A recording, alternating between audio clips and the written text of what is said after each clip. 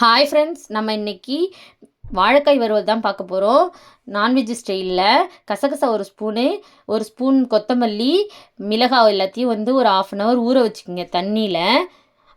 Next வாழைக்காய் அரிஞ்சு போடுறதுக்கு தண்ணி ஊற்றி உப்பு தயிரும் போட்டு வாழைக்காய் அரிஞ்சு வச்சிங்கன்னா வாழைக்காய் கருக்காமல் இருக்கும்.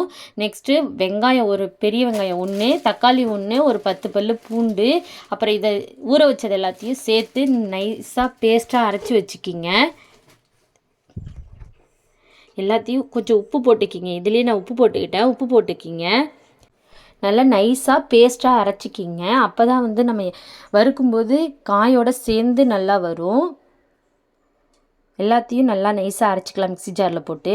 அடுத்தது நெக்ஸ்ட்டு வாழைக்காயை எண்ணெயில் போட்டு வறுத்து எடுத்துக்கலாம். ஒரு 3/4 பதத்துக்கு எண்ணெயில் போட்டு வறுத்து எடுத்துக்க வேணும். ஒரு 5 நிமிஷம் இருக்கணும். நல்லா ஒரு 3/4 பதம் நல்லா வறுத்து வர்ற மாதிரி, நல்லா வெந்து வர்ற மாதிரி இருக்கணும். ரொம்ப வெந்துடக்கூடாது.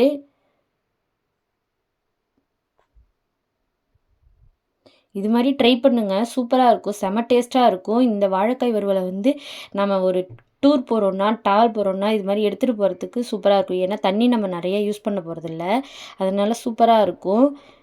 வெரைட்டி ரைஸ்க்கு சூப்பராக இருக்கும். ட்ரை பண்ணி பாருங்கள்.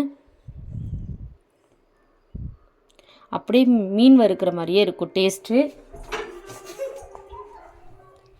எண்ணெயில் இந்த பேஸ்ட்டை ஊற்றி நல்லா ஒரு கொதி வர்ற அளவுக்கு வச்சுக்கிங்க.